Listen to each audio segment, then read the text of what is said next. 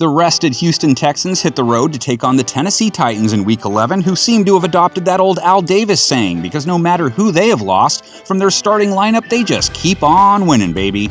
They can't convert the 2 points, and Tennessee holds on to a 2-point lead. The Titans are now 7-0 against 2020 playoff teams this year. You know how guys will say, we really got to step up when someone key gets hurt? Well, 2 Titans really meant it. Jeffrey SIMMONS planted Trevor Siemian twice. That's 5 sacks in his last 2. Up the middle they come, and who else?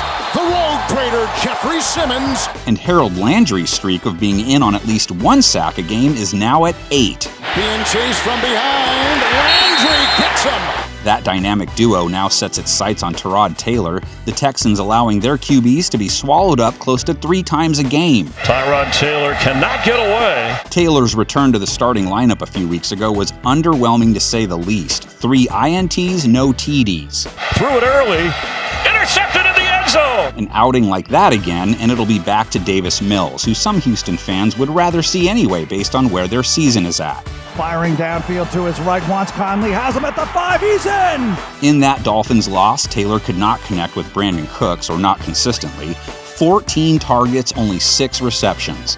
Taylor throws into the end zone and overthrows. Cooks is far and away the Texans' most dangerous weapon, maybe their only one, and he's far and away the most targeted receiver on the team. Brandin Cooks, and that's a Texans touchdown! If the Titans play the pass like they have for the year, it'll be Clark Griswold sledding for Taylor and Cooks. That was deflected. But if they look like they did against Siemian, maybe Taylor can get something going. Tennessee gave up close to 300 yards to him, 2 TDs, a rating over 100 on close to 9 yards per attempt. Siemian, and caught for the touchdown! Houston also still has to try and stop the Titans on offense too, and their pass defense has not been good. Down the middle, another one-handed grab from Gesicki. Their secondary doesn't tend to get a lot of help from their front either. They do average just above 2 sacks a game, but they rank very low in QB hits and pressure rate. Catch inside the 10. Ryan TANNEHILL would seem to be able to take advantage of them. He hasn't lit the skies up by any means this year,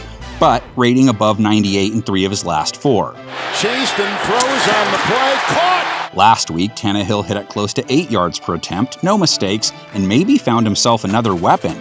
Marcus Johnson hitting the century mark. Here goes Marcus Johnson off to the races. Okay, most seasons a 1-win team facing an 8-2 team, no-brainer. But in 2021, there are no more shockers. That as much as anything might be what Houston has in its corner.